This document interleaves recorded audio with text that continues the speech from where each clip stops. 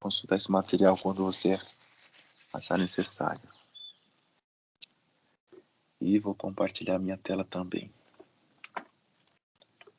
Se acontecer alguma coisa aí com alguém, tá? Me avisa, a gente resgata, a gente busca. Se alguém tiver com dificuldade para entrar, você fica sabendo que a pessoa não está conseguindo acessar por algum motivo, gente, vamos auxiliar dentro do possível, tá?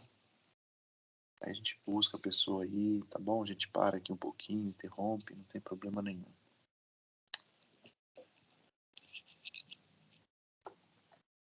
Janaína, resolveu aí, Janaína? Consegui, Pro, agora eu tô vendo a tela. Obrigado. Desculpa Ótimo. incomodar. Não incomodou em nada. Bom,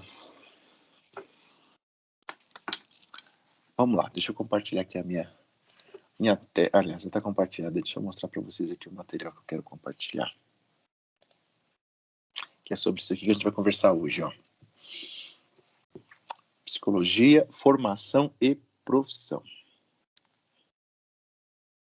Acho que vocês já devem estar visualizando. Gente, no que a gente tem para conversar hoje, talvez fique um pouco, eu não acho cansativo, mas talvez para algumas pessoas, né, fique um pouco cansativo em algum momento, porque eu quero apresentar para vocês algumas questões legais sobre a formação em psicologia. Por quê? Nesta disciplina, nós precisamos olhar para a psicologia como sendo a nossa prática. Pensar nas possibilidades para a nossa prática profissional. Então, o plano de ensino, ele contempla isso, né? Aliás, ele sugere, ele orienta nesta direção para que a gente faça lá um início pensando nas práticas psicoterápicas, a psicoterapia em si, e a gente vai caminhando pensando na formação do psicólogo, pensando na sua prática profissional, pensando na sua atuação, pensando posteriormente nas possibilidades das teorias que subsidiam a sua prática e nas possibilidades das técnicas que podem ser utilizadas, tá bom? Então hoje a gente vai ver um pouco e conversar, na verdade, né? Peço que vocês me interrompam, peço que vocês participem, tá bom? Para que não seja só uma exposição, porque não é esse o objetivo, tá? Esse material aqui que vocês visualizam já está postado lá no Ava, tá? No formato de PDF. Dá para você consultar lá, baixar, conforme você queira. Para a gente falar em formação em psicologia, precisamos nos remeter inicialmente às diretrizes curriculares nacionais para os cursos de graduação em psicologia no Brasil. Talvez você já tenha ouvido falar dessas diretrizes, mas no momento, né, como o que a gente tem nesta disciplina para discutir teorias e técnicas psicoterápicas, é muito, muito importante nós olharmos com muito cuidado para a nossa formação. E entender o significado de tudo que eu faço durante a minha formação. Por quê? Por vários motivos. Um deles, entendo eu, que seja para o fato de que essa formação tenha um significado para você quando na sua prática profissional. Atualmente, quando você olha para o mercado de trabalho, você encontra, como a gente viu nas nossas conversas na semana passada, muitos profissionais atuando, intervindo em saúde mental, discutindo questões que a gente para e pensa, puxa, mas isso não seria próprio da psicologia ou de um psicólogo? Nós temos à disposição por aí cursos livres que formam psicanalistas, que formam outros profissionais aí em áreas chamadas de terapêuticas, né? Terapeutas holísticos, terapeutas integrativos, e que estão lá desenvolvendo o seu trabalho, enfim. Tá bom? A ideia aqui não é fazer uma conversa com juízos de valor, mas pensar na nossa formação. Pensar por que nós estudamos 5 anos. Psicologia, se eu poderia fazer um curso livre de 1 ano, né? Sei lá, alguma coisa nesse sentido. Nós temos também outra questão disponível no mercado, os cursos de pós-graduação lato sensu, que especializam pessoas numa formação com mais de 360 horas, pessoas que são profissionais de outras áreas, mas que podem, por exemplo, fazer uma pós-graduação em psicologia organizacional, uma pós-graduação em terapia cognitivo-comportamental, uma pós-graduação em outra área da psicologia.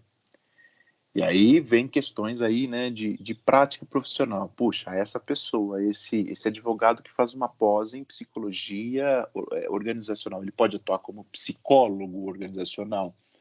Não, como psicólogo organizacional ele não pode atuar. Mas é importante nós aqui, nesse momento, nessa disciplina, compreender os limites e as possibilidades para a nossa prática profissional.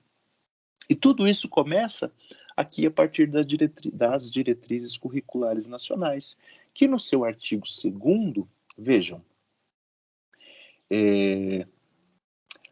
trata de alguns pontos muito importantes para nós, já apresentando o que é esse documento, né? As diretrizes curriculares nacionais para os cursos de graduação em psicologia estabelecem e definem aqui no Brasil, em todo o território, os princípios, os fundamentos, as condições de oferta e os procedimentos da formação de psicólogos.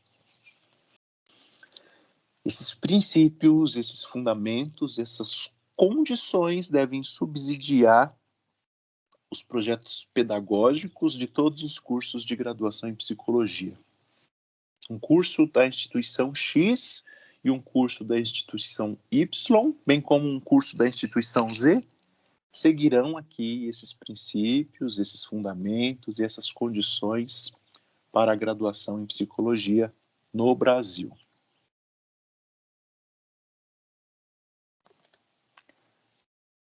Vamos lá. No artigo 3º, a gente olha aqui para as diretrizes curriculares nacionais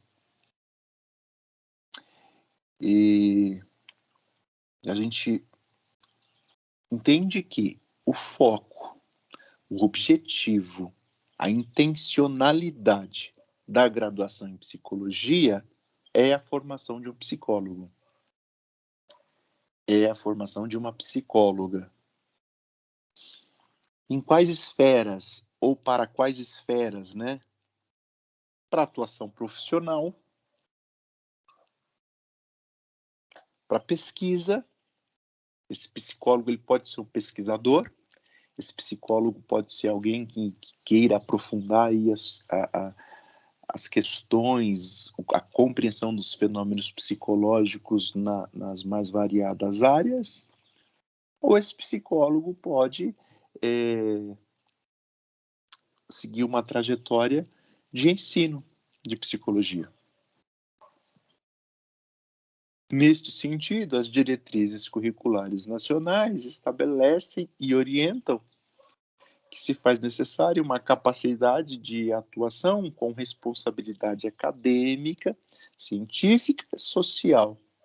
Ela menciona aqui o compromisso desse profissional psicólogo com a defesa da cidadania, e isso é muito amplo, da dignidade humana, e isso é muito maravilhoso, da saúde integral, e tendo como transversalidade em sua prática, né, todos esses conteúdos que transpassam todas essas dimensões, a determinação social dos fenômenos e dos processos humanos.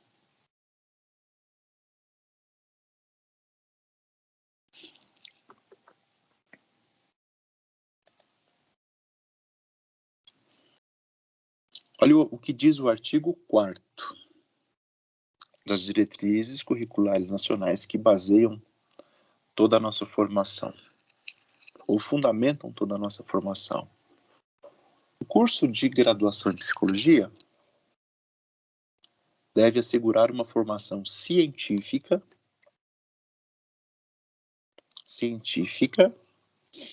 e eu vou repetir isso sempre, como eu sempre faço, até de uma forma repetitiva, mas entendo que essa é uma preocupação minha, né? Psicologia é uma ciência, e assim precisa ser entendida, e assim precisa ser praticada, e assim precisa ser concebida e desenvolvida pelos profissionais que atuam com ela. A graduação, o curso, deve assegurar essa formação científica, ética,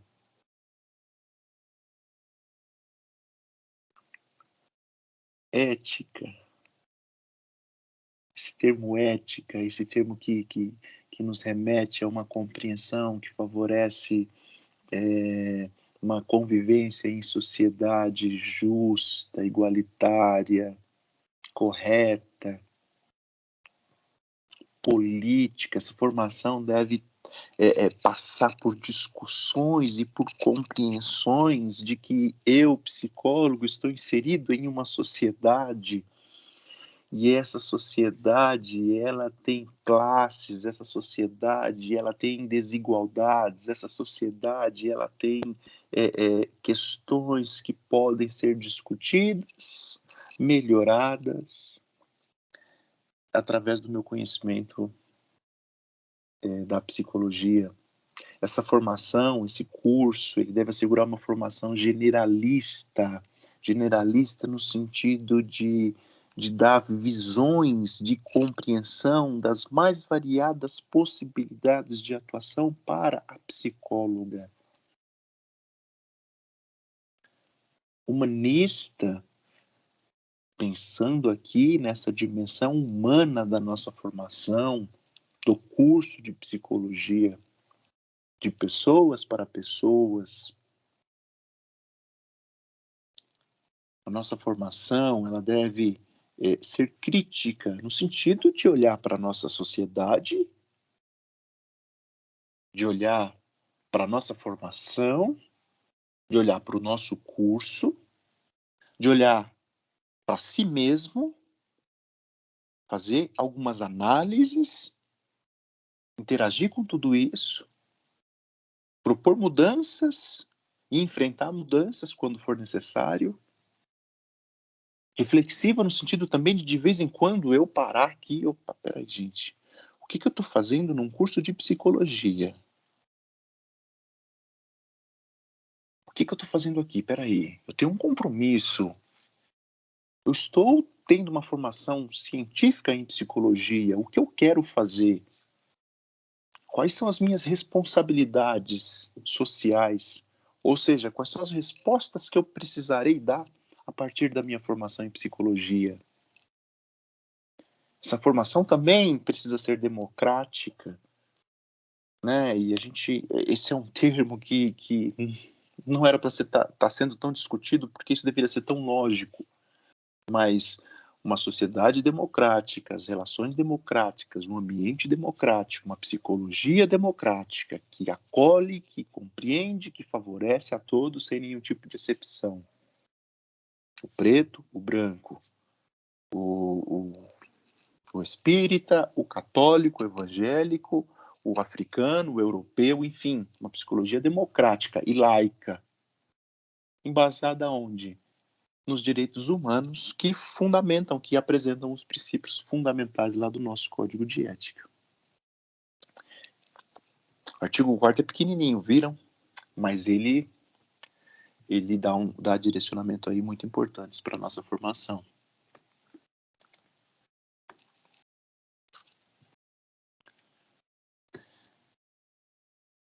Estou mencionando, gente, como eu disse aí para quem está chegando, sejam bem-vindos. Alguns artigos das diretrizes curriculares nacionais que tratam dos cursos de graduação em psicologia no Brasil, tá bom? Aqui em teorias e técnicas psicoterápicas especiais, a gente precisa pensar nessas questões. Artigo 5º, olha só. O que diz o artigo 5º das diretrizes? Eu não vou ler todos os artigos, tá? Fiquem tranquilas. Só para a gente ir pensando aqui na nossa formação hoje.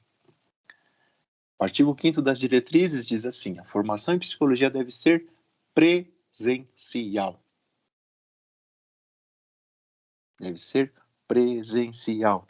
A presencialidade nos cursos de formação em psicologia é uma necessidade e faz parte de uma luta da nossa categoria.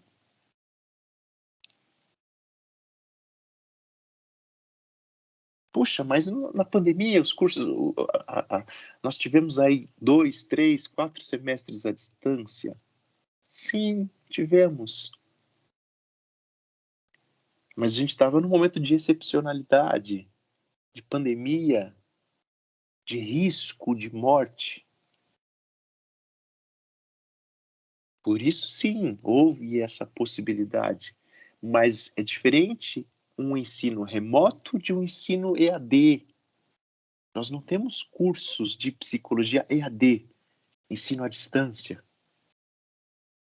Pois a formação em psicologia no Brasil deve ser presencial. Sim, com algumas disciplinas, isso também a diretriz ela orienta. Algumas disciplinas, sim, podem ser à distância. Tem uma porcentagem que pode ser à distância, porém, na sua maior parte, a formação deve ser presencial e generalista, como a gente falou, multi e interdisciplinar, baseada na diversidade teórico-metodológica e na pluralidade dos seus campos de atuação. Puxa, onde que um psicólogo pode atuar? Puxa, o psicólogo pode atuar na clínica, o psicólogo pode atuar em organizações, o psicólogo pode atuar no sistema jurídico, o psicólogo pode atuar em ONGs no terceiro setor, o psicólogo pode atuar no esporte, o psicólogo pode atuar em vários campos que a formação, que o curso precisa apresentar. Apresentar por meio de disciplinas, por meio de discussões, através de palestras, através de eventos. Por exemplo, não tem uma disciplina de psicologia do esporte. Por exemplo, tá bom? Pode ser um exemplo. Não estudei psicologia do esporte no curso. Será que não? Temos agora, no dia 27 de agosto, 2 palestras assim, eu não vou dizer imperdível, porque tem pessoas que têm seus compromissos, assim como eu, né? Mas, assim, sensacionais, de 2 profissionais muito bem conceituadas e referenciadas na psicologia do esporte. Então, são eventos, são propostas que são pensadas na pluralidade dos campos de atuação do psicólogo, pensando nessa formação generalista. E ali você pode ouvir a palestra dessa profissional, você pode interagir, você pode perguntar, você pode questionar. Talvez trocar contatos. Os estágios também acaba, de alguma forma, influenciando também, né? Porque a gente, por exemplo, o estágio 1 básico eu acabei fazendo dentro de uma escola, então fui olhar o trabalho do psicólogo na questão educacional. Aí o 2 a gente não conseguiu fazer, e o 3 e o 4 deu possibilidade da gente ver as áreas. Assim, de alguma certa forma você já vai olhando onde você vai tendo mais afinidade, ou você falar, não, aqui eu acho que eu não quero atuar mesmo. Né? E aí, durante os estágios, eu acho que foi legal isso, ter esse contato, né, com as áreas um pouco da psicologia. Isso. Que é o que eu mostro agora, Janaína. Essa sua fala já introduz aqui o nosso próximo slide. Os estágios, né? E veja, senhoras psicólogas e senhores, vocês chegaram talvez um pouquinho depois. Por que a gente está conversando sobre formação? Porque o momento da disciplina Teorias e Técnicas Psicoterápicas, o Tiago me perguntou na semana passada por que especiais, né? Porque converge porque essa disciplina converge no sentido da formação e da prática do psicólogo. Em sua grande parte. Eu dizia há pouco que hoje você olha e tem disponível cursos de formação, cursos livres, cursos com uma carga horária até pequena, que formam pessoas para práticas psicoterápicas ou para formação de terapeutas em algumas áreas. Que, como eu mencionei, não estamos entrando aqui numa questão de juízo de valor, tá bom? A gente teria, assim, precisaríamos de bastante tempo para discutir essas questões, que também são discussões super importantes. Mas olhando para isso e deixando isso lá, eu olho agora para a minha formação. Por que, ou o que eu estou fazendo 5 anos num curso de psicologia? Por isso que a gente está conversando aqui sobre as diretrizes curriculares nacionais. A Janaína apontou aí sobre os estágios. O que os estágios dizem a respeito de tudo isso? Como que acontece, né? Qual é a sua importância? Artigo 27 das diretrizes curriculares nacionais dizem que os estágios supervisionados devem se estruturar em 2 níveis. Estágio do núcleo comum e estágios específicos, cada um com sua carga horária própria, seguindo progressivamente da baixa para a alta complexidade, acompanhando o processo de formação. Parágrafo 4. Os estágios de núcleo comum e os estágios específicos deverão perfazer ao todo no mínimo 20% e no máximo 25% da carga horária total do curso. Bom, o que isso tudo aqui quer dizer? Que os estágios, eles precisam perfazer 20% da carga horária no mínimo do curso. O curso de psicologia ele tem entre 4.000 e 5.000 horas. Essa porcentagem de entre 20% e 25%, ela é distribuída em horas ao longo do curso. Então, você tem etapas a serem seguidas. Estágio básico 1, estágio básico 2, estágio básico 3, estágio básico 4, que compreendem esses estágios do núcleo comum. São competências necessárias para todos os psicólogos, independente da área onde ele vai atuar. Por isso, o núcleo comum. E aí a gente vem para as outras 3 etapas, que compreendem os estágios específicos. Estágio específico 1, estágio específico 2, estágio específico 3, que compreendem competências mais específicas. No nosso caso, competências mais voltadas para a prática clínica, que também ali acabam, pensando na transversalidade, passando também por outras competências, como de pesquisa, como pensando também na prática em outras áreas, mas voltadas assim mais prioritariamente, né, para a prática clínica. Puxa, por que eu preciso fazer um estágio de 140 horas? Por isso. Porque estamos pensando na formação. Estamos pensando em todas essas questões que por força de lei, e ainda bem que existe essa legislação aqui para a nossa formação, visam formar um psicólogo, formar uma psicóloga, dar forma. Formar vem de dar forma, né? Dar forma a um psicólogo, dar forma a uma psicóloga, com todas as competências, com todas as habilidades, com todo o conhecimento que esse profissional precisa ter. E aí, se você fizer uma continha rápida, né, você vai ver 50 horas do básico 1, 50 do básico 2, 50 do básico 3, 50 do básico 4, aqui já deu 200 horas. 120 do específico 1, 140 do específico 2, 140 do específico 3, aí você vai ter uma totalidade aí de quase 600 horas, né? Aliás, 600 horas.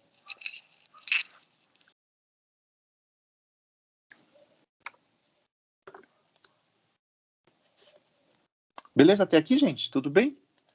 Alguém quer fazer alguma pergunta, ter alguma consideração?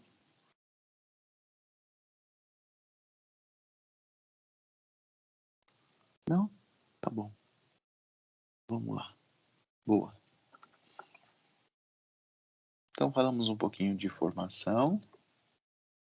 Eu quero falar com vocês aqui da profissão. Da profissão. Dia 27 agora, sexta-feira, né? O dia do psicólogo, o dia da psicóloga, ou o dia da psicologia no Brasil, né? Mas, tradicionalmente, é o dia do psicólogo. Por quê? Por conta dessa Lei 4.119, de 27 de agosto de 1962.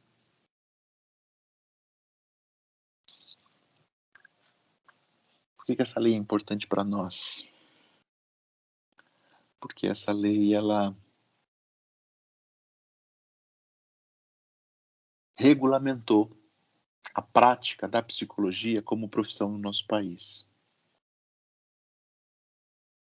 Então, há 59 anos, o psicólogo atua no Brasil como um profissional. Diferente, né? Aí fazendo um paralelo de comparação ou de compreensão aqui para nossa discussão, diferente de uma outra pessoa com uma formação lá num curso livre que não tem essa regulamentação, essa legislação que ampara, que subsidia a sua prática.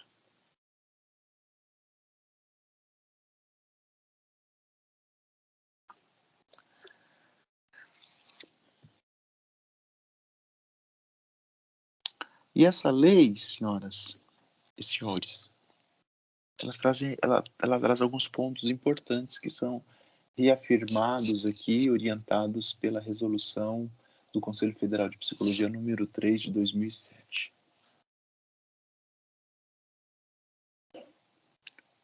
Os métodos e as técnicas psicológicas utilizados no exercício, eu destaquei, né, das funções privativas do psicólogo, a que se refere o artigo 1º do artigo 13, o parágrafo 1º do artigo 13 da Lei 4.119, de 27 de agosto de 1962, são entendidos da seguinte forma.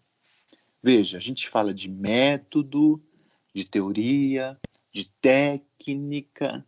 O que isso quer dizer? Como que eu entendo esses métodos e essas técnicas próprias do psicólogo? Funções privativas que foram assim definidas lá em 1962. Como eu entendo? Aí a Resolução 3 de 2007 vai esclarecer alguns pontos para nós. Sobre método, é importante que a gente entenda como um conjunto sistemático de procedimentos. Um conjunto sistemático diz respeito a uma série de procedimentos. Um conjunto. O método ele é composto por várias etapas. O método ele é composto, entre estas etapas, por um planejamento cuidadoso, por um planejamento a partir das finalidades, dos objetivos daquela minha prática. Assim que eu entendo um método quando eu olho para a função privativa de um profissional, quando eu olho para as técnicas de um profissional. Sobre técnica, a Resolução 3 de 2007 vai entender e nos ensinar que ela é entendida como toda atividade específica, ou seja, toda atividade própria de um determinado profissional, específica deste profissional, é uma técnica deste profissional. O advogado tem suas técnicas, o engenheiro tem suas técnicas, o médico tem suas técnicas, o psicólogo tem as suas próprias técnicas específicas. E estão estabelecidas ou fazem parte, né, dentro daquele conjunto que é o método do psicólogo, seus métodos de atuação. quando falamos ou quando a gente olha para a lei e vê esse termo métodos, pensamos já na nossa prática e olhamos para os métodos psicológicos, conjunto sistemático de procedimentos aplicados à compreensão e intervenção em fenômenos psíquicos.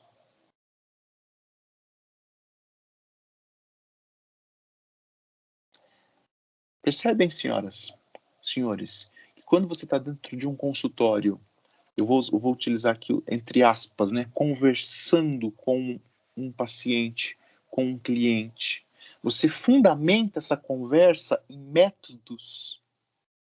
E esses métodos, eles são entendidos como um conjunto sistemático de técnicas. São procedimentos que vão me auxiliar, enquanto profissional, enquanto técnico, a compreensão dos fenômenos psíquicos que estão sendo manifestados diante de mim através daquela, entre aspas, conversa. Eu começo a compreender esses fenômenos. Eu começo a ter explicações desses fenômenos que são desvelados a partir daquela conversa. E seguindo com os meus métodos, com as minhas técnicas, uma vez compreendido esses fenômenos, eu tenho condições de intervir nestes fenômenos, com os objetivos específicos da psicologia, no sentido de favorecer a promoção de saúde, a prevenção de doenças, propostas psicoterápicas que favoreçam a resolução de conflitos, que favoreçam diagnósticos psicológicos, que favoreçam encaminhamentos, que favoreçam processos de seleção.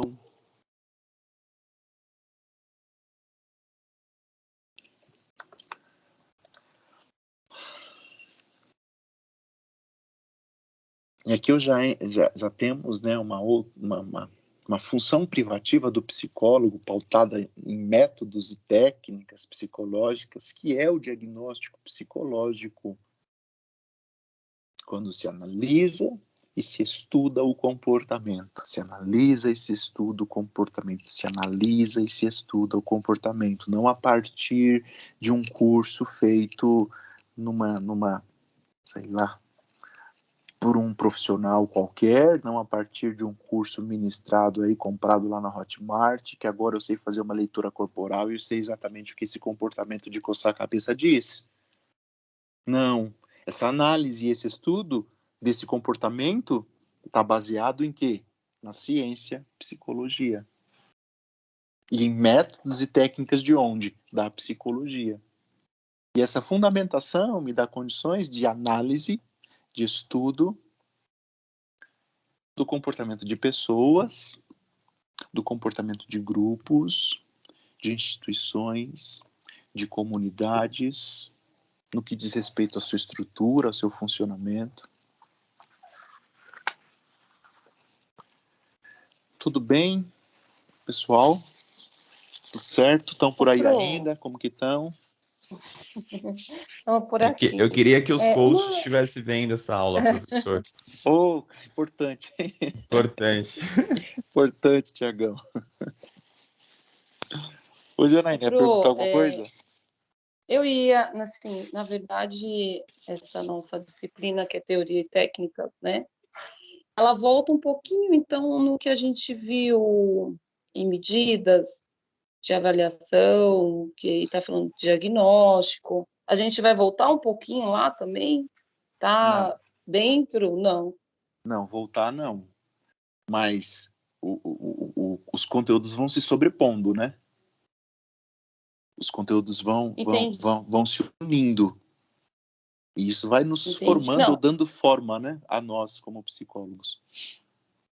Sim, não voltando no sentido de, como que agora eu estava lendo diagnóstico, É importante, né, tá sempre retomando. Eu acho que esse 1 ano e meio de pandemia, eu não sei, eu pelo menos estou revendo, voltando, a gente vai Isso. lembrando o que a gente já estudou, e aí vai Aqui a gente, fazendo mais sentido, claro. isso. Aqui a gente está pensando na Lei 4.119 de 1962, que regulamenta a prática profissional do psicólogo no Brasil, e na Resolução 3 de 2007, que vai dar direcionamentos e compreensões para essa legislação de 62. Diagnóstico psicológico como uma prática, como uma função privativa do psicólogo. Puxa, tem Tá. outros tipos de diagnósticos? Puxa, tem vários. Tem outros tipos de análises, né, de testes que estão sendo feitos? Tem vários. Tem, se você entrar no Google aí, você vai encontrar testes para verificar se você é uma pessoa ciumenta, qual o seu melhor par ideal, sei lá.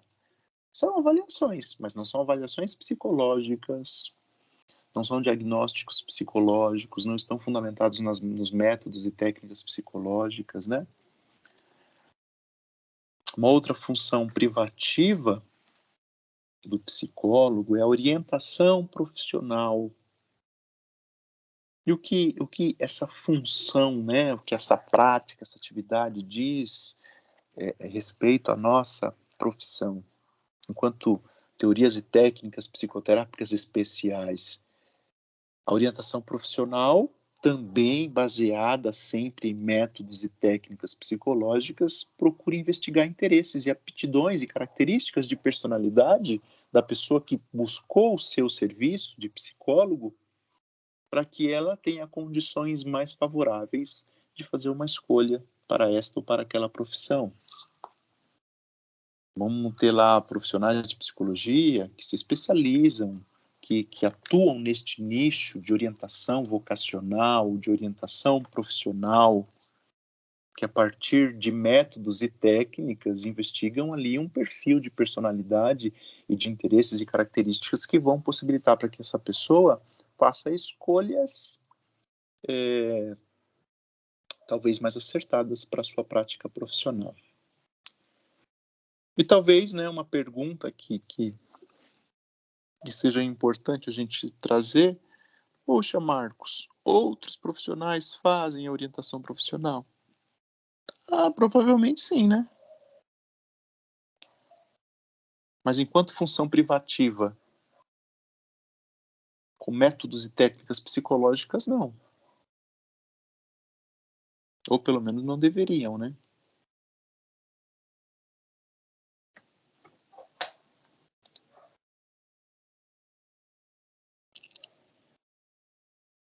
Uma outra função privativa do psicólogo. Eu até fiz essa postagem lá no meu story no Instagram ontem. Já tem uma galera que respondeu que não é uma função privativa do psicólogo, a função profissional. Vou compartilhar depois isso aqui lá. Porque, veja, sim, a seleção profissional é uma função privativa do psicólogo. E aí volta aquela pergunta: outros profissionais fazem? Ah, talvez sim. Talvez sim. Talvez profissionais de RH fazem, analistas de RH, gestores de recursos humanos. Sim, talvez fazem, mas fazem uma seleção, senhoras e senhores, próprias lá com técnicas da formação que eles possuem. Mas quando eu falo de uma seleção profissional como função privativa do psicólogo, eu estou falando de uma função, de uma prática baseada, como a gente está vendo, em métodos e técnicas fundamentados na ciência psicologia, que tem todo um aparato, que possui toda uma fundamentação, que possibilita ao profissional de psicologia ter diagnósticos, compreensões, análises, interpretações e dar prognósticos às condições de ajustamento e desempenho desta pessoa para a realização ou na realização de um determinado cargo ou atividade profissional. Puxa, o cara vai subir para fazer a limpeza de janelas no 21º andar.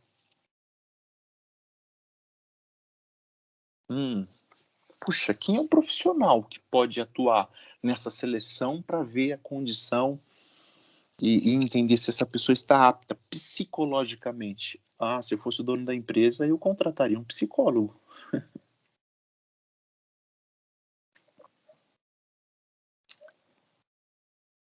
né? Faz sentido para vocês isso aí, gente? Tá fazendo sentido essa nossa conversa aqui sobre a nossa prática, sobre teorias e técnicas psicoterápicas? Muito pro. É que infelizmente, isso no papel é tudo muito bom, né? Mas você vê que não é seguido assim lá fora, nessa questão da seleção profissional, nessa questão da orientação profissional, porque as pessoas, a gente passa 5 anos na faculdade estudando isso, então você vai ter um olhar diferente. Aquela pessoa não serve para determinado cargo, não porque ela não tem competência ou habilidade, porque aquele tipo de trabalho talvez para ela não seria o ideal. E aí eu acho que entre as angústias das pessoas em achar que eu não sou bom, entre as crenças, um pouquinho na TCC, entre as crenças, eu não sou bom nisso, mas não é porque a pessoa não é boa na vida, ela não pode ser boa para aquilo, mas ela pode ser boa para outra coisa. E aí você vê os desgastes, né?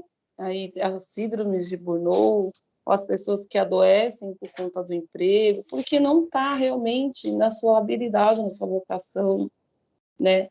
Mas assim, deveria ser seguido, né? Mas não é bem assim que funciona. Então, Janaína, a gente está falando de formação.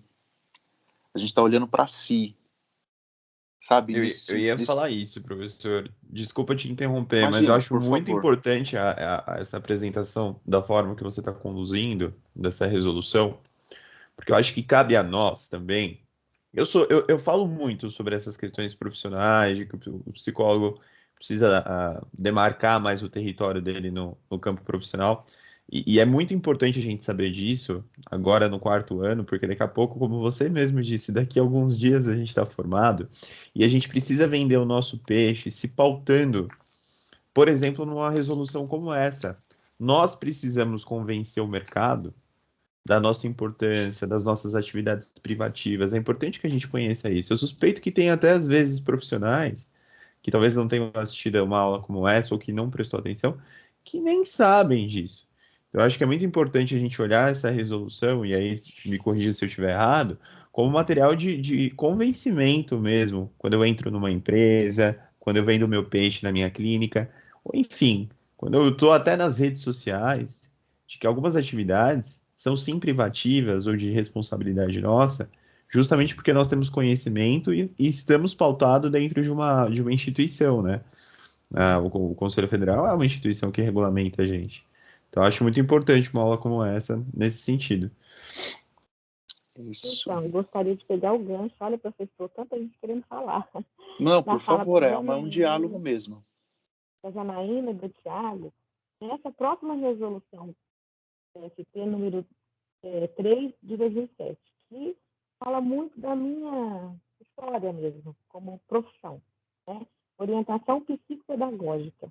Como o professor colocou aqui, eu sou psicopedagoga e eu tenho a minha prática profissional como psicopedagoga. Eu sou capaz de fazer, proporcionar condições experimentais sociais que facilitem o desenvolvimento da pessoa, do grupo, da organização da comunidade, bem como condições preventivas e solução de dificuldades, de modo a atingir os objetivos escolares, educacionais, organizacionais e sociais. Sim, tenho. Mas por que eu resolvi fazer um curso de 5 anos de psicologia para me tornar uma profissional mais completa no sentido de poder fazer isso aqui, ó, métodos e técnicas psicológicas. Por exemplo, tem uma criança que chega e quer fazer um teste lá, por exemplo, o V47, que é um teste verbal de inteligência. Tá? O que eu vou fazer? Eu sei que existem profissionais, eu não vou entrar em detalhes, até por uma questão ética, que vão lá e fazem esses testes, mesmo sem ser psicólogo. e psicóloga. Só que isso não está eticamente correto para eu, Luciana. Não está certo. Para mim, não funciona. Então, eu fui atrás, nós todos, em busca de mais conhecimento. Só que eu, quando chegava nessa parte, eu tinha que encaminhar o paciente para uma outra profissional. Eu fazia toda a anamnese, todo o trabalho, claro, dava continuidade na parte prática da psicopedagogia. Mas era mais interessante até para você conhecer Luciana? o paciente. Aí, voltou. Está me ouvindo? Agora O sim, seu voltou. paciente, na integridade dele, integral, de forma completa. Uhum. Então, assim, eu acho que é isso que é a seriedade do profissional, sabe? Eu acho que é isso que tem diferença, isso que vai agregar para a profissão da psicologia mais seriedade. Isso. Isso. Luciana, concluiu? Sim, professor, desculpa, falei demais. Imagina. Que é isso?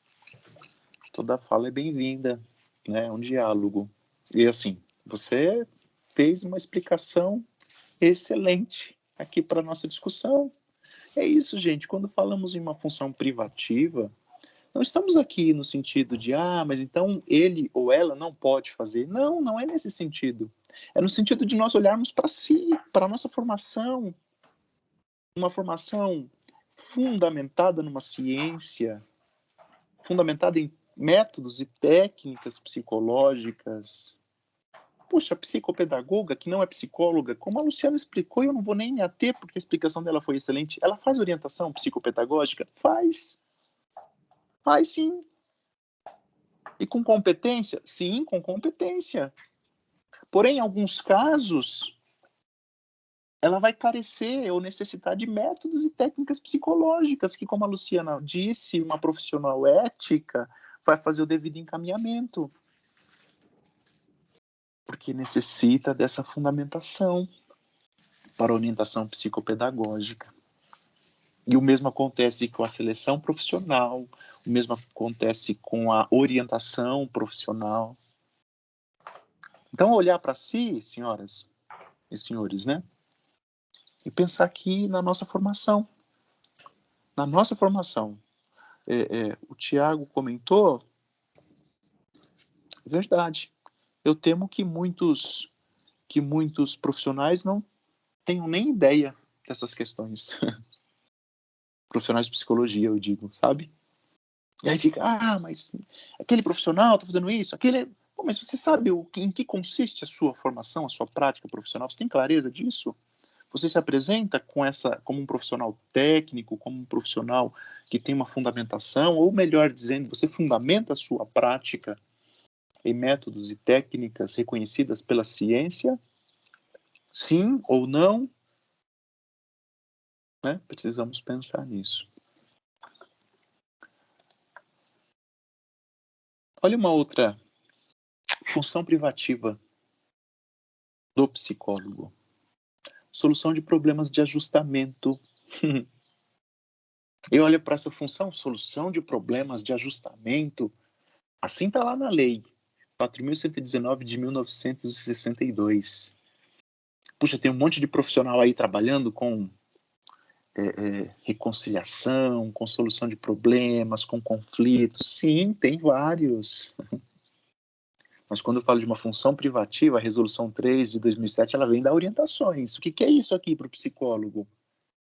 É um processo também baseado em métodos e técnicas psicoterápicas especiais, no sentido de que esse processo tem condições de proporcionar condições de autorrealização para essa pessoa, de convivência, de desempenho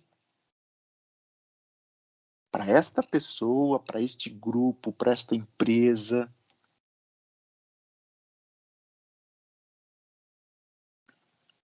Solução de problemas de ajustamento. Talvez pensando aí na psicologia organizacional, a pessoa está lá e a carreira não alavanca, a pessoa não desenvolve competências e a pessoa está ali com alguns problemas. Puxa, ela pode contratar outro profissional? Pode. né? Cada um contrata o profissional que bem entender necessário. Mas o psicólogo pode auxiliar essa pessoa neste desempenho profissional, nesse desenvolvimento na sua carreira, na solução de problemas que ele está enfrentando. Puxa, tá lá numa empresa, tem um monte de gente se afastando, pegando atestado, ficando doente, se atrasando. Puxa, o negócio não vai, o que está acontecendo aqui? Puxa, eu estou com um problema. Puxa, posso contratar outro profissional para tentar resolver o problema da minha empresa? Posso? Ah. Mas eu posso contratar um psicólogo, um profissional com fundamentação técnica científica, que vai me ajudar na solução de problema de ajustamento aqui na minha empresa, proporcionar condições de desempenho, de desenvolvimento. E o que ele vai usar? Ele vai usar métodos e técnicas psicológicas, né? É nesse sentido. Deixa eu ver quem está tentando entrar aqui.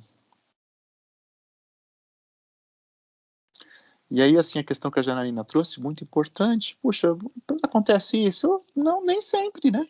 Nem sempre. Mas a gente está falando de uma categoria profissional de 59 anos no Brasil.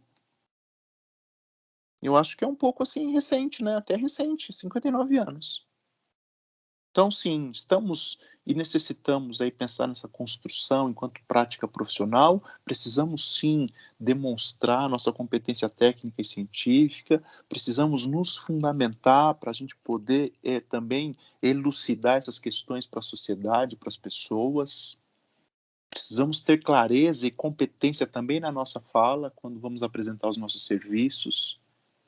Porque se a sociedade ainda acha que o psicólogo é um profissional que eu vou lá para desabafar. Poxa, qual que é a responsabilidade do psicólogo nessa compreensão social? Eu acho que o psicólogo é muito mais responsável do que a própria sociedade que ainda pensa isso dele.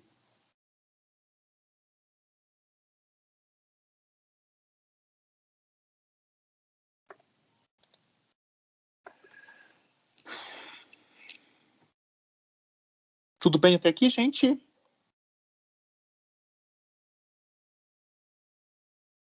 Boa. Sim, professor. Obrigado, Tiagão. Vamos lá. Conselho Federal de Psicologia. O Tiago até mencionou já, né? O CFP. Conselho Federal de Psicologia. Lá na resolução número 17, de 20 de dezembro de 2000, a gente tem lá essa orientação. O Conselho Federal de Psicologia foi criado, olha quando?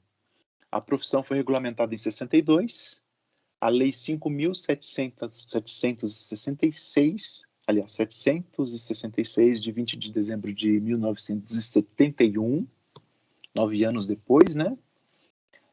Cria o Conselho Federal e diz que ele é dotado de personalidade jurídica, de direito público.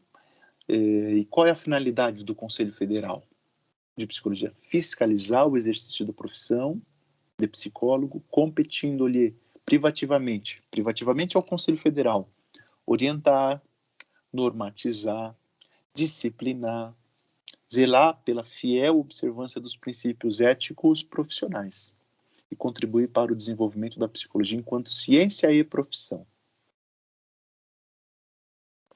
Muitas vezes temos o entendimento, nós estudantes e muitos psicólogos, de que o conselho é um agente policial, sabe? Ele vai ficar olhando o que eu faço de errado. O Conselho Federal de Psicologia, ele é punitivo, ele é opressor, né? E ele não... Enfim, tem algumas percepções aí um tanto quanto distorcidas. Mas o Conselho Federal, ele nos orienta, ele nos dá normas, diretrizes, ele zela pela nossa prática profissional, pelos princípios éticos que a nossa prática deve observar. Deixa eu ver se eu consigo abrir aqui para mostrar para vocês. Claro que eu acredito que você, né, deva já ter visto aqui o site do Conselho várias vezes, mas eu quis aqui abrir com você, para a gente dar uma olhadinha. Tá aí, ó, o site do Conselho Federal. Puxa, o que tem aqui? Puxa, tem muita coisa boa, gente, muita coisa boa. Se você nunca entrou no site do Conselho Federal de Psicologia, gente, faça isso. Olha lá. Supremo Tribunal Federal julga embargos do Conselho Federal sobre a ADI dos testes psicológicos. É uma discussão super importante que está acontecendo a respeito dos testes psicológicos lá no Supremo Tribunal. O Conselho Federal promove live sobre avaliação psicológica no contexto da neuropsicologia. Vem aí o Congresso Nacional da Psicologia, sobre o coronavírus, informações importantes. Aqui você acessa o código de ética, as resoluções, todas elas. A questão de 30 horas para a psicologia também é uma discussão que o Conselho está assim, participando com muito afinco, e é importante que a gente também participe, sabe? Puxa, eu trabalhei um tempo em CAPES, e eu entrava às 8, saía às 17. A assistente social e a terapeuta ocupacional entrava às 9 e saía às 15. Por quê? Porque a carga horária para a prática profissional destas categorias é uma carga horária de 30 horas semanais. E para o psicólogo ainda é de 40 horas. Ou seja, há uma discussão, há um envolvimento, inclusive de caráter político, para que a categoria trabalhe 30 horas por semana. Mas para eu saber disso, eu preciso me envolver nessas discussões, eu preciso entender a minha categoria, a minha prática profissional com fundamentação técnica e científica. Senão eu vou ficar falando, mas assistente social trabalha 30 horas, eu trabalho 40, não é justo. Pô, não é justo. É uma questão de construção de categoria profissional. Sabe? Bom, aqui embaixo você tem as legislações, sim, coisas muito, muito importantes, sabe? Ó, tabela de honorários, vamos dar uma olhadinha aqui, deixa eu abrir.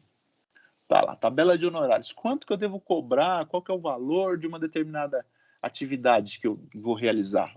Dou uma consultada aqui, ó, tabela de honorários no CFP. Deixa eu aumentar aqui um pouquinho. Acho que está aumentando.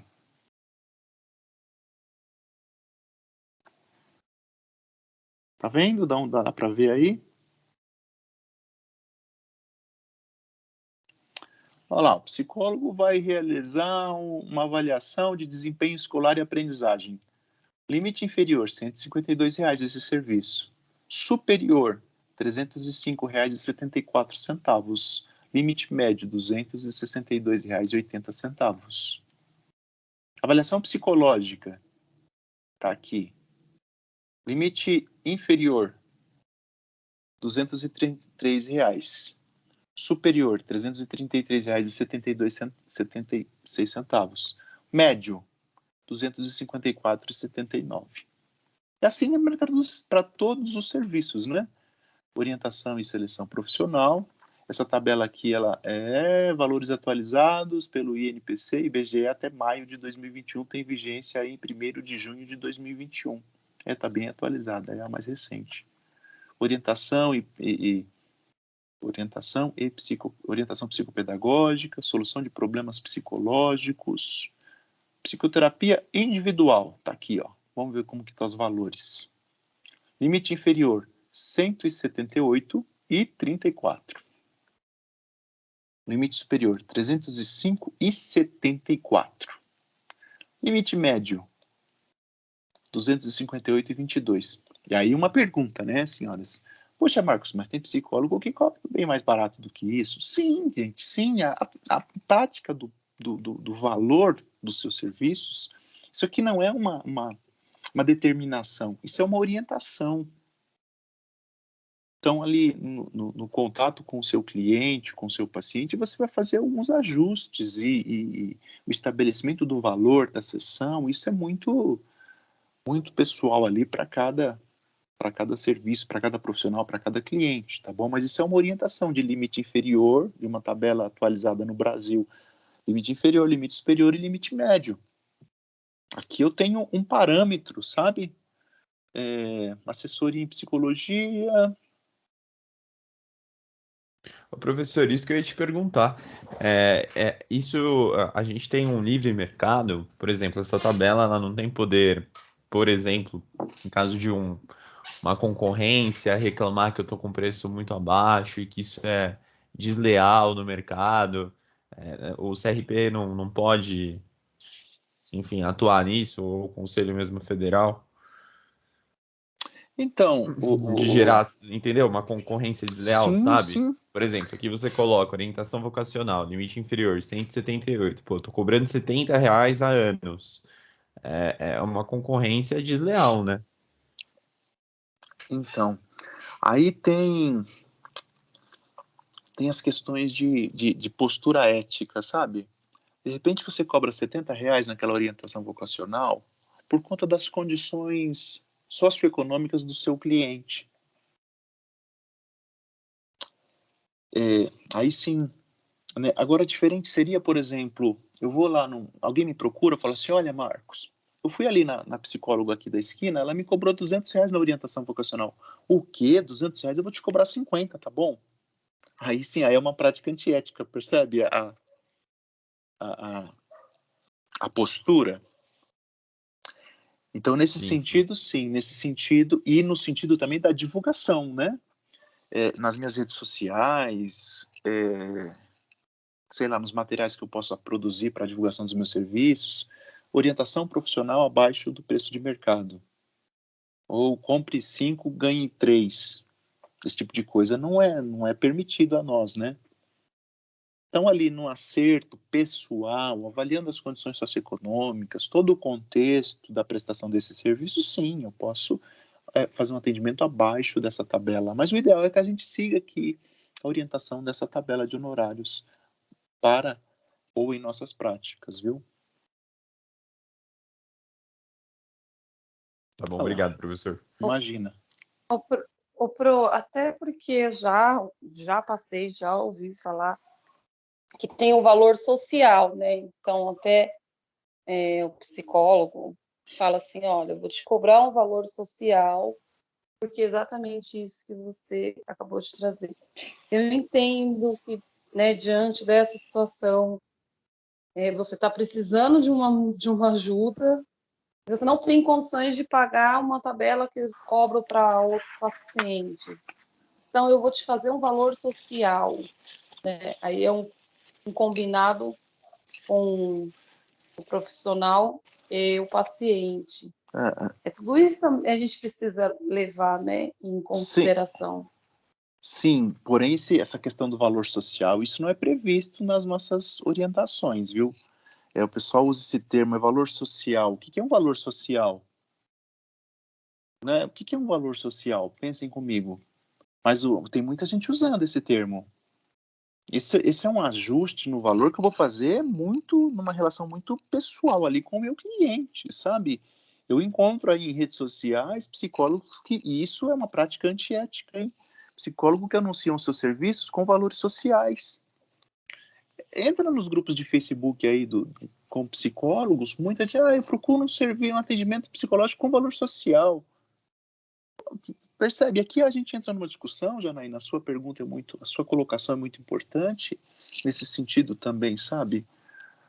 Puxa, valor social, puxa, você gasta com isso, gasta com aquilo, você investe nisso, investe naquilo outro. O cara vai lá com um aparelho de telefone que custa 5 mil lá no meu consultório procurando valor social. Será que a minha prática profissional, será que ela não está carecendo de um pouco mais de elucidação técnica e científica, né? Bom, Professor, Cíntia, dê uma mão isso. levantada, por favor. Ontem eu estava assistindo a aula gravada de teorias e técnicas psicoterápicas gerais que nós temos, né? Uhum. E, inclusive, foi bem pertinente o que o professor falou, o psicólogo, que hoje em dia as pessoas barateando, ela também desmerece todos esses anos, todo esse investimento financeiro, de tempo, né? Quantos dias e quantas horas eu, por exemplo, tenho família, cuido da minha família, trabalho e estudo. Que hora que eu vou me dedicar à leitura? É de madrugada, a hora que está todo mundo dormindo. Então, baratear de forma como está sendo colocado valor social, e eu também já vi isso e já fui ofertada esse tipo de serviço e achei antiético realmente, porque no momento que você faz isso, você precifica o trabalho daquele profissional. E isso é terrível, isso também rebaixa a profissão. Não que a gente não tenha que ter essa visão social, sim, mas eu concordo com o que o senhor disse agora e com o que o professor ontem, na aula que eu assisti, falou. É uma questão, depois de você criar um vínculo, depois de uma conversa, realmente ver a necessidade daquela pessoa. Se você pode ajudar aquela pessoa ali no sigilo, é uma coisa. Agora, não expor dessa forma chula em redes sociais que você faz um trabalho que o outro colega também estudou para aquilo. Então, você, de uma forma chula, coloca o valor lá embaixo e acaba também rebaixando, de alguma forma, todo esse trabalho e toda essa dedicação para se tornar um psicólogo e adquirir todas essas competências que só o psicólogo tem. Então, realmente é um pouco... Eu entendo também a fala do Tiago, acho revoltante mesmo esse tipo de coisa, e acho que na nossa prática, com muito cuidado, a gente tem sempre que colocar dessa forma. O que é justo, não é, professor? Somos profissionais, né, gente? Somos profissionais com fundamentação técnica, científica, com observâncias a serem feitas com relação a procedimentos éticos, né? E a toda uma conduta. Então, são questões, assim, muito importantes a serem levantadas aqui hoje, viu? Eu mesmo, professor, de verdade, vou ser bem sincera, eu não sabia que não existia esse termo valor social. Estou sabendo agora na aula. Não, peraí. Existe, tá lá. Muita gente está usando, né? Eu levantei um questionamento, né? O que é esse termo? Legalmente aqui, nas nossas legislações, não existem, mas existe desde que alguém utilize ele existe, né? Eu não sabia que dentro dos termos Uhum. do conselho, eu achei que estava dentro do conselho, que existia essa questão do valor social.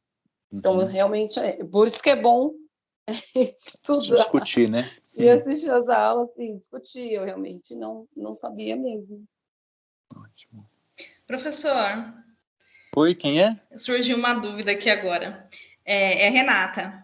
Oi, Renata. Acho que deve estar aparecendo como Letícia aí, que acabou entrando com o nome da minha filha. Não sei por quê, porque eu também não manjo muito de internet e dessas questões técnicas aqui de TI. Eu sou uma negação, mas na hora de entrar aqui pelo Microsoft Teams, está aparecendo aqui o nome dela. Uhum. E, enfim, com relação a esse tema, que nem eu vi que está batendo bem forte, eu estava pensando aqui, o comércio, as profissões, tudo, é uma maneira, assim, acaba sendo bem desleal com todos. E eu queria saber, né, até que ponto, né, dentro da lei, isso é coerente ou não. Porque acaba chamando a atenção, né, das pessoas. O quê? Você tá falando do quê? Esse termo que está sendo utilizado para diminuir e baratear o serviço. Né? Até que ponto, até que isso é legal ou não, porque o comércio ele é desleal, né? Isso em todas as profissões. E cada um é que sabe, né, o preço, o valor do seu trabalho. E, tipo assim, é que nem você está falando, que isso daí, dentro dos termos técnicos, não poderia ser utilizado. Que acaba sendo desleal com a área do psicólogo, né? Uhum. E aí, assim, a dúvida agora, né? Dentro da lei, até que ponto que esse termo pode ser utilizado ou não? Não pode, né? Não é adequado, não é ético nós apresentarmos um serviço tendo como fator aí de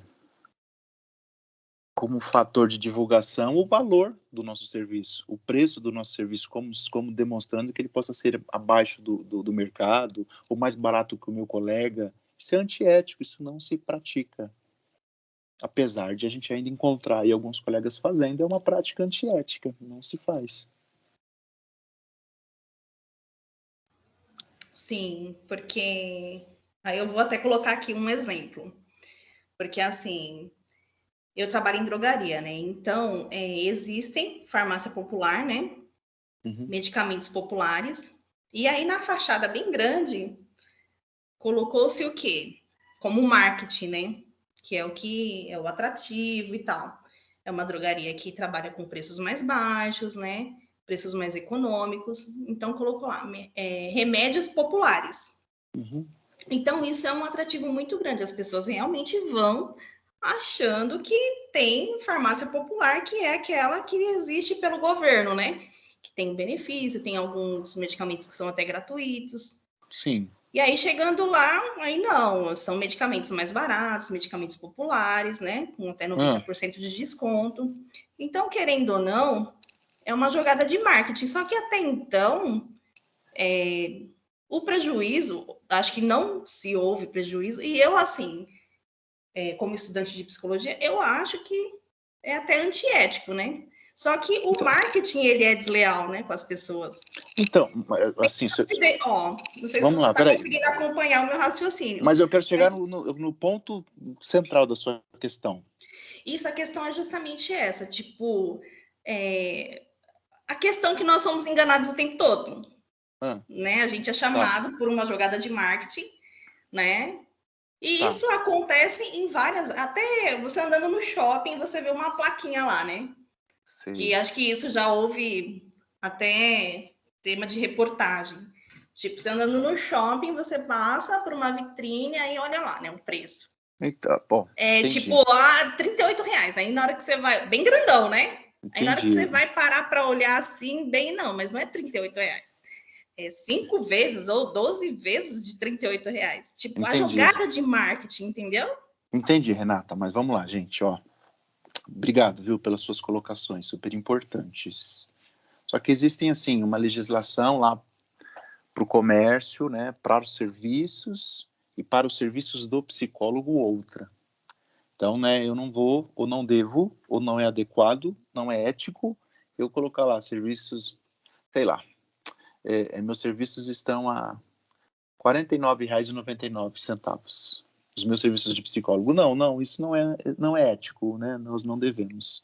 Lá no marketing do comércio é outra coisa, né? Mas já é como a Renata falou, a gente está sendo seduzido por essas propostas e propagandas o tempo todo.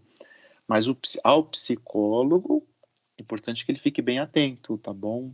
Com relação a essa prática e, infelizmente, você vai encontrar muito por aí.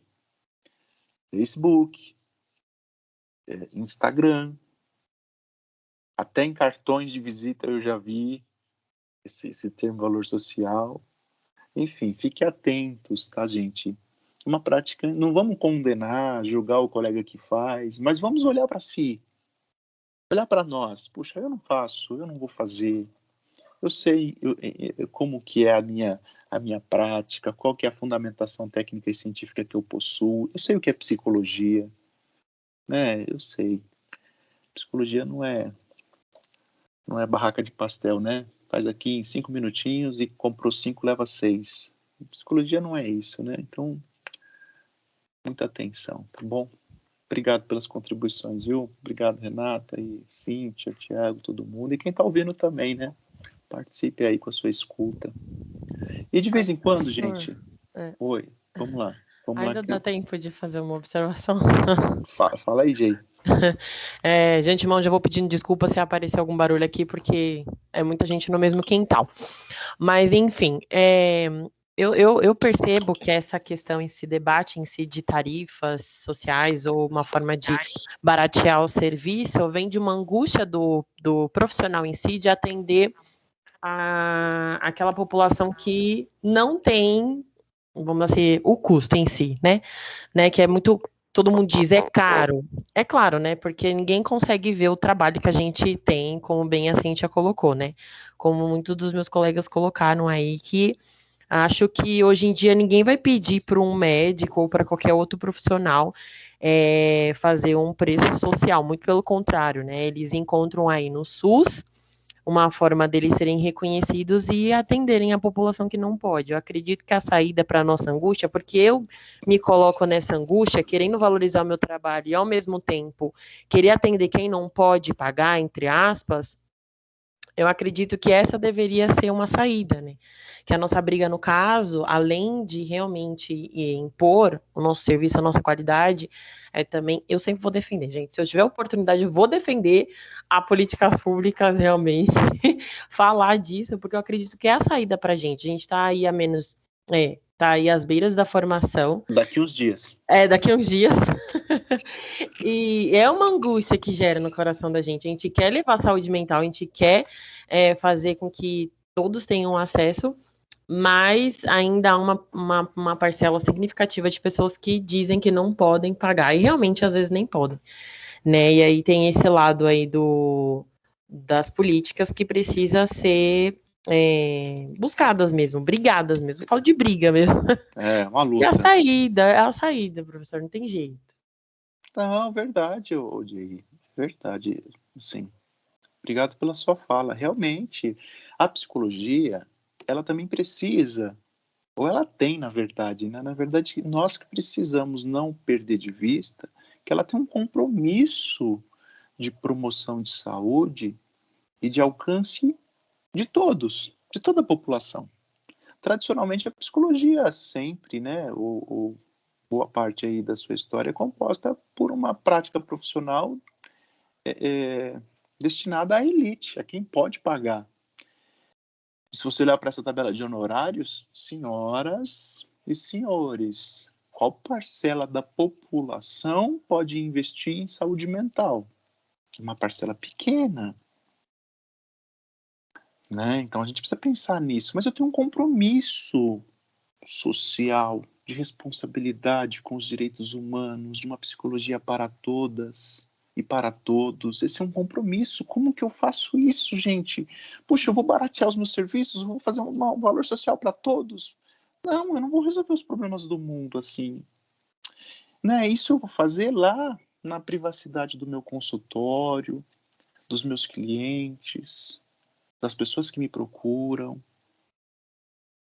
Mas sim, eu posso participar de discussões, fomentar discussões para a formação, ou para a construção, ou para a criação de políticas públicas que possam favorecer a psicologia para todos. E para eu participar dessas discussões, e para eu entender essa psicologia para todos, né? A pessoa que está desempregada, que não tem dinheiro, que é marginalizada, que vive com uma bolsa aí de 200, 150, 200, 300 reais por mês. Puxa, como que esse cara vai pagar um serviço do psicólogo de 150 reais uma sessão, gente? Uma sessão por semana dá 4 sessões por mês, aí 600 reais. Quem vai pagar 600 reais por mês? E aí como que ela alcança essa pessoa? Opa, essa talvez, né, no sentido da angústia que a Jay está falando. Puxa, vamos fazer da nossa ciência, da nossa psicologia, uma psicologia que alcança a todos. Como? Nos envolvendo nessas discussões todas. Puxa, hoje você olha para o SUS, e diga-se de passagem, o Sistema Único de Saúde do Brasil é um dos melhores sistemas de saúde do mundo. Mas você olha para lá, tem um psicólogo para atender algumas UBSs. Poxa, o que acontece? Por quê? Opa, a gente precisa participar de discussões para fomentar essas questões. Tem uma discussão intensa que estava acontecendo há pouco tempo do psicólogo na educação. Isso deu um boom lá naquela tragédia que aconteceu em Suzano, lá com a morte daquelas crianças. Aí discutiu, mas é porque o moleque joga videogame, é porque o moleque faz isso, ficou tentando encontrar causas, sabe? Mas não se buscou ali naquele momento encontrar algumas possibilidades para prevenção. E aí, profissionais competentes, lúcidos, começaram a discutir, não só naquele momento, mas de muito antes daquele momento, mas nesse momento teve um boom, o psicólogo na escola. Hoje, no município de São Paulo, você tem lá uma proposta de que cada escola municipal precisa ter um psicólogo. Nem sei como que está isso agora, mas tem essa discussão lá para que isso aconteça. Como que o psicólogo vai se inserindo nisso?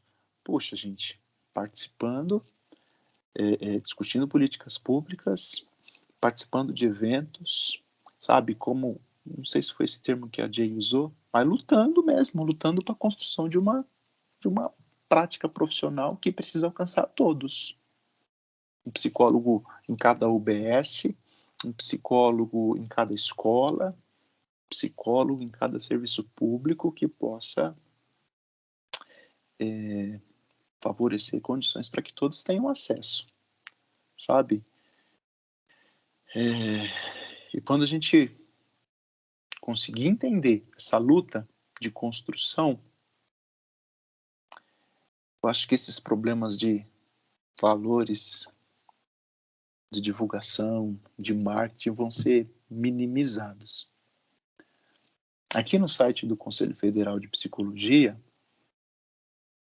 você tem aqui, ó, eu até abri aqui há pouco, cara, mas vou abrir de novo, rapidinho, porque a gente não... O CREPOP. O que é o CREPOP? Estou abrindo aí, vocês vão ver. Centro de Referência Técnica em Psicologia e Políticas Públicas. Gente, se você nunca abriu o site do Conselho Federal, faça isso de vez em quando. Se você nunca abriu o site do CREPOP, puxa, faça isso de vez em quando, gente. Sabe? Coloque seu nomezinho lá, seu e-mail, para que você receba as novidades. Você olha aqui para o CREPOP, aqui, referências técnicas, eu acho que você deve estar visualizando aí já. Ó. Clica aqui. Olá, referência técnica para atuação de psicólogos na atenção básica, referência técnica para atuação do psicólogo em serviços hospitalares, referência técnica para atuação do psicólogo em varas da família, referência técnica, né, para a saúde do trabalhador no âmbito da saúde pública, referência técnica para a atuação dos psicólogos em políticas públicas do esporte, referência técnica para a atuação de psicólogos em políticas públicas de álcool e outras drogas. É muito rico, gente. Referência técnica para atuação de psicólogos na educação básica. Aí você clica aqui, vamos abrir esse aqui de políticas públicas de esporte, vai. Tá lá. Olha lá. Deixa eu ver se vocês estão vendo aqui. Olha lá, que material riquíssimo. Vou aumentar aqui.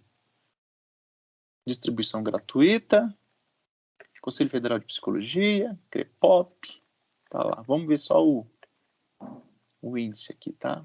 Material de 2019, atual, reconhecido pela literatura, pelo sistema conselho, tá lá, ó. Dimensão ético-política da psicologia social do esporte, a constituição da psicologia do esporte no caminho das políticas públicas, a atuação do psicólogo nas políticas públicas para o esporte, diretrizes para o trabalho da psicologia social do esporte. Gente, é um material assim, riquíssimo. E você tem aqui, puxa, né?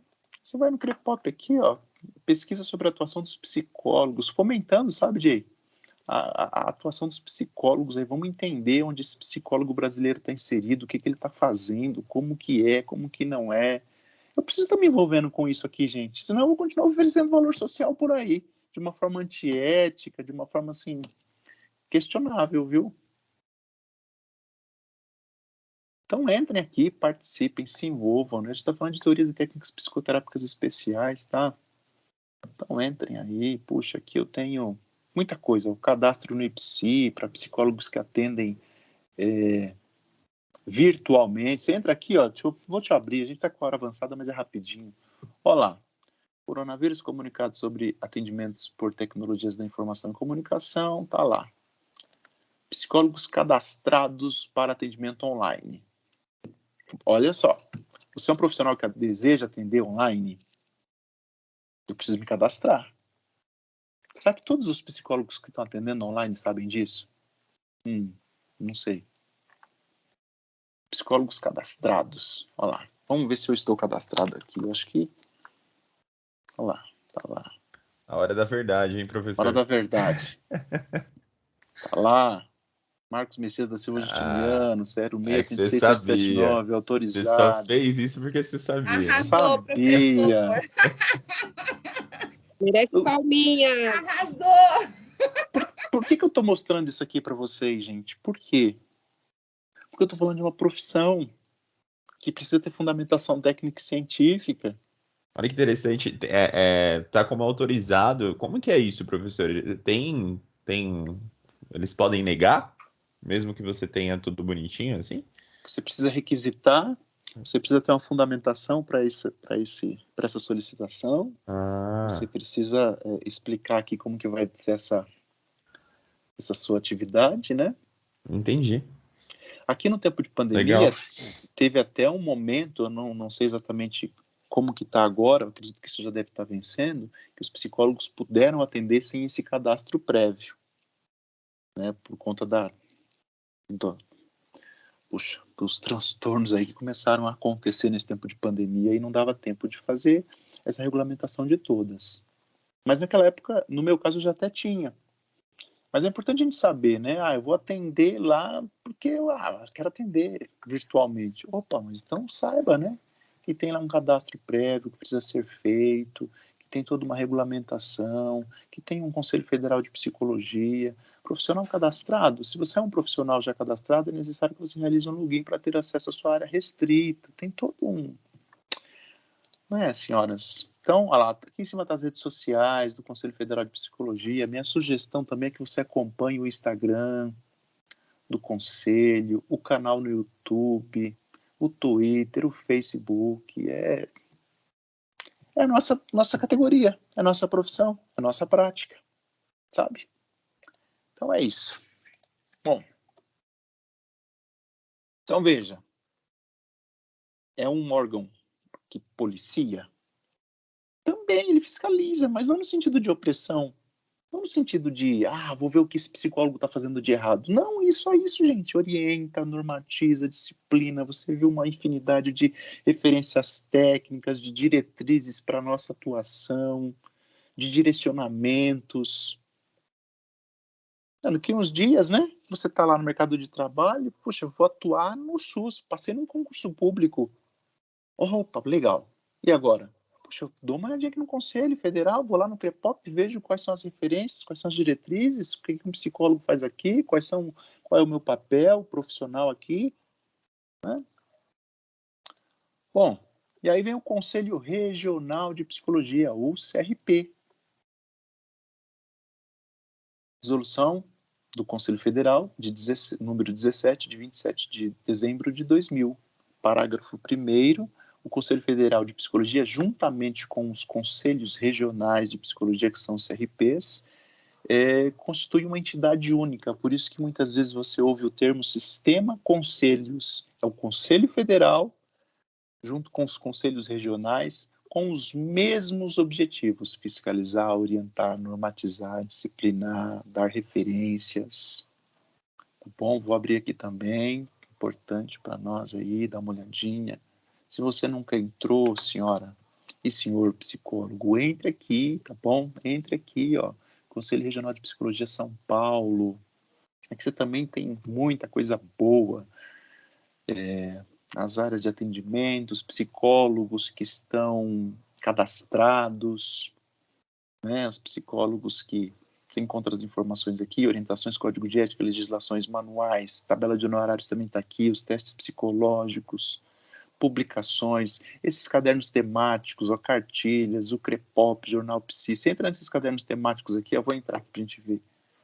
Poxa, cara, isso aqui é muito rico, gente. Eu tô falando isso aqui para vocês numa aula de teorias e técnicas psicoterápicas especiais, eu senti encorajando a vasculhar isso aqui.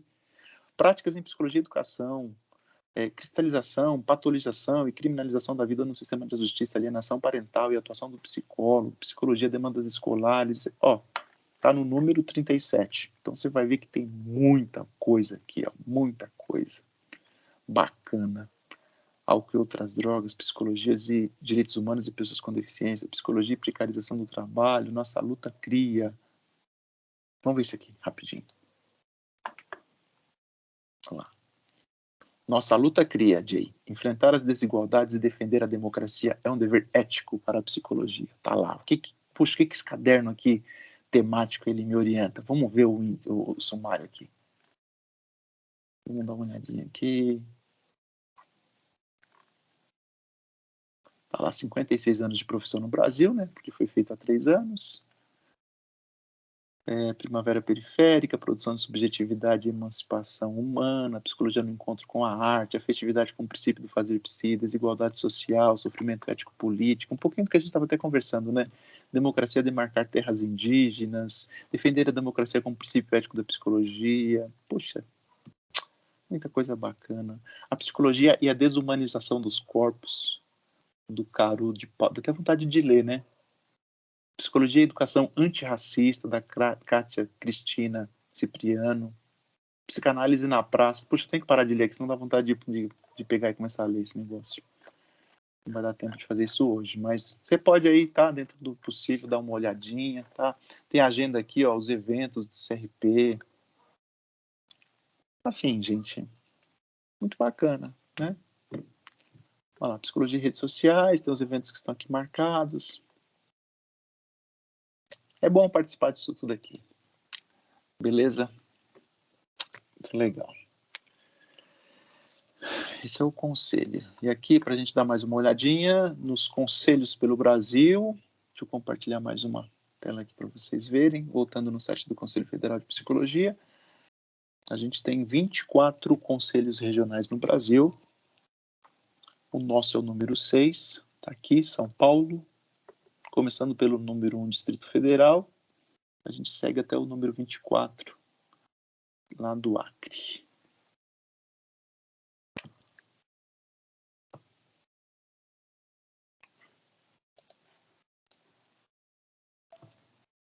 Vamos lá, estamos acabando, gente. Espero que vocês estejam aí ainda. Pensando em toda essa parte profissional, em tudo isso, informação, profissão, prática, né? Qual abordagem escolher? Qual abordagem? Qual abordagem? E aí essa é uma pergunta que fica, o que eu faço, o que eu não faço? Puxa, eu vou ser psicanalista, vou ser humanista, existencialista, terapeuta cognitivo comportamental. Essa é uma angústia que faz parte do estudante de psicologia, mas não se preocupem muito com isso, viu? O que é importante você pensar, e aqui para essa nossa discussão de hoje, para essa nossa aula de hoje, tem uma fundamentação teórica, científica, na psicologia. Entenda a sua prática como uma prática fundamentada numa ciência. E aí depois o referencial teórico, você vai se identificando, você vai construindo, você vai compreendendo. Tá bom? Eu atendo em todas as abordagens, Marcos. Opa, será que é possível? Atender em todas? Com esse paciente eu atendo com a psicanálise, com esse terapia cognitivo comportamento. Não dá, gente. Não é possível. Tá bom? Não dá. Não dá porque uma abordagem, um referencial teórico, ele é complexo, ele demanda tempo, leitura, né, formação. Então não dá para eu atender em todas. Né? Acho que quem atende em todas acaba não atendendo em nenhuma. Então a gente precisa ter um referencial aqui, mas escolher com calma, tá bom? Sem muita angústia, só com a angústia normal mesmo da escolha, tá? Uma outra questão que eu preciso apresentar aqui para vocês, pensando em formação, profissão, psicoterapia, que a gente conversou lá na primeira aula. O psicólogo precisa, né? Muitos vão falar, não preciso, né? Só que quando não precisa mesmo, o cara fica desse jeito aí, dessa imagem, né? Não preciso, tal. Bom, importante, gente. É importante você ter fundamentação teórica, você cuidar da sua saúde mental, para você ter condições de ofertar um bom serviço, ou um serviço de qualidade. Dentro do possível, tá bom? Dentro do possível. Essa é uma orientação, não é uma exigência, mas é uma orientação, dentro do possível. A vida de um estudante não é fácil, e eu digo isso na condição, né? Meu local de fala é de estudante. Não é fácil, é corrido, é muita tarefa, tem as questões financeiras. Então, mas dentro do possível, em algum momento, tá? Busque ali fazer a sua terapia, a sua psicoterapia, para você buscar a resolução dos seus conflitos, para você amenizar aí os seus monstrinhos, os seus fantasmas, para você compreender, identificar quais são os seus fantasmas e lidar melhor com eles, para que você tenha condições de ofertar um serviço de maior qualidade, tá bom? Ou com qualidade. Assim, quando você vê o colega lá ofertando um serviço abaixo do preço, valor social, isso vai te incomodar no sentido de ajudar o colega, não no sentido de ficar bravo, nervoso, né? Mas de dialogar, de entender a prática profissional em psicologia, tá bom? Então façam, é importante, tá? Tem clínica escola, não a nossa, né? Porque você está ali, mas tem outras clínicas escolas, por questões financeiras. E aí volta na questão do valor, né? Tem os profissionais que se formaram com a gente, que estão aí atuando. Se você entrar em contato, lá na privacidade desse contato, você vai conversar com ele. Poxa, eu sou estudante de psicologia lá da Anhanguera, eu estou buscando fazer psicoterapia, mas estou sem condições, eu gostaria de saber dos seus valores. Lá na privacidade do consultório desse colega, sabe? Aí você acerta isso com ele. Tá bom, gente? Eu fiz isso quando eu estudava, procurei um psicólogo lá da Zona Norte. Poxa, o cara me levou lá, fui lá no consultório dele, lá na privacidade, com sigilo, com confidencialidade. Aí sim, ele acertou um valor que naquele momento eu podia fazer esse investimento aí na minha saúde mental. Então, pensem nisso, tá? Outra questão aqui, supervisão é obrigatório? Aqui nos estágios sim, né? Mas não é dessa supervisão que eu tô falando. Eu tô falando lá na minha prática profissional. Até coloquei um pacotinho de dinheiro aí. Puxa, eu acabei de me formar. Puxa, eu tô com um paciente, né? Um cliente. Como que eu vou pagar a supervisão também, que é um investimento, né? O que é a supervisão clínica? A supervisão clínica, primeiro vamos pontuar isso aqui, é aquele profissional mais experiente, né? Que vai me acompanhar, que vai me orientar, que vai me ajudar na fundamentação teórica, que vai me dar direcionamentos, que vai também me dar orientações com relação à minha conduta, à minha compreensão e talvez até mesmo com relação às minhas questões pessoais, no sentido de estarem ali atrapalhando a minha prática. Isso é o que um supervisor clínico faz. É um serviço que tem um valor, né, que precisa de um investimento. Então, como que isso pode acontecer? Pode acontecer individualmente, pode acontecer supervisões em grupo, ou até mesmo grupos de estudo, né? Você pode participar. De repente, você não tem condições de fazer esse investimento de forma individual, junta aí com 3, 4 colegas aí que tenha um mesmo referencial teórico, procura um supervisor que possa te auxiliar. Isso vai ser bem útil e importante, principalmente no início da sua carreira como psicólogo. É obrigatório? Não. Não é obrigatório, claro que não. Mas pode ser muito útil. Tá bom? Esse é o papel da supervisão clínica. Assim como acontece na faculdade nos estágios obrigatórios, lá na minha prática profissional, a supervisão clínica tem esse objetivo. Ô, Renata Professor, Letícia. Isso, é Renata. Professor, quanto custa um serviço desses? Tipo, por exemplo, eu me formo, resolvo clinicar e aí eu quero contratar um serviço de supervisão. Quanto que custa um serviço desse, mais ou menos, em média? Depende muito, viu, Renata? Depende do acerto, do combinado que você fizer com esse profissional que vai fazer a sua supervisão, viu? Eu acho que vale a pena você sentar com ele, conversar das suas condições, dos seus serviços, né, da sua intenção, para que você possa encontrar um valor aí que possa ser adequado para você. Mas qual que é a média que normalmente eles cobram? Pegando o gancho da Renata. Então, é como eu disse, né, Jana? Isso vai depender, uma média de um valor da sessão de uma psicoterapia, mas isso vai depender lá da conversa, né? Da conversa com esse profissional. Mas, em média, é o valor de uma sessão de psicoterapia, um pouquinho mais. E isso também tem que levar em consideração como que vai ser o contexto, se é individual, se vai ser em grupo. De repente, como eu disse, você se reúne aí com 3, 4 colegas, 5 colegas, buscam lá um supervisor. Puxa, fica bem mais... o valor pode ser tipo dividido, sabe? entre esses colegas. E vai ser muito útil também essa supervisão. Ah, legal, professor. Já deu uma boa explanada nas ideias, porque eu não sabia também que teria essa possibilidade de ser em grupo a supervisão. É possível sim, Renata. Isso vai depender da pessoa que você busca, se ele desenvolve esse serviço, né? Mas ajuda muito, viu? Ajuda muito. Ajuda muito. É muito útil. Mas não é obrigatório, tá bom, gente? Ajuda muito o seu desenvolvimento, a sua prática, mas não é obrigatório. Mas é importante a gente compreender o que é uma supervisão clínica ou uma supervisão de um serviço psicológico, tá bom? Mas eu acredito que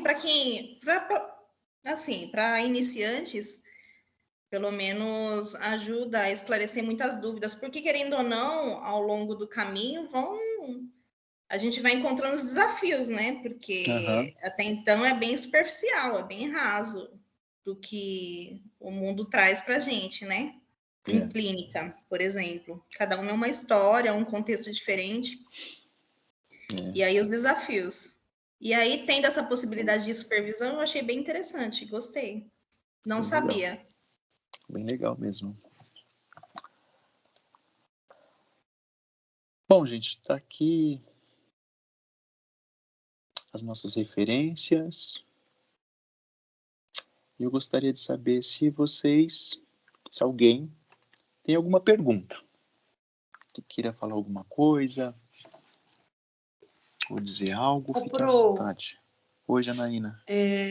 Vamos lá. Como eu entrei um pouquinho atrasado na aula, o senhor estava falando no começo do seminário. O senhor vai falar na próxima aula? Vou falar na próxima aula. A gente consegue adiantar alguma coisa? Vou falar na próxima aula, Janaína. Ah, então tá bom. Tá bom pra gente pensar aí na divisão dos grupos e como que vai ser como que a gente vai desenvolver essas atividades de seminário, tá bom? Tá bom, obrigado. Imagina. Eu tô aqui de novo olhando a tabela de honorários. Mas é isso aí, gente. Alguém quer fazer alguma pergunta? Como que tá? Tá tudo bem? Faz sentido aí a nossa conversa de hoje? Formação e prática profissional? Muito, muito esclarecedora essa aula, professor. Muito bom. Ótimo. Então tá bom. Obrigado, viu, gente? Obrigado. Aí a aula tá gravada, tá? Se alguém quiser dar uma olhadinha depois, fica à vontade. E sei lá, vamos mantendo esse contato aí, essa conversa, esse diálogo para a gente buscar essa nossa formação da melhor forma possível em psicologia, tá bom? Todos nós, viu? Não só vocês, mas eu também, que é uma formação contínua, né? Constante aí, não para.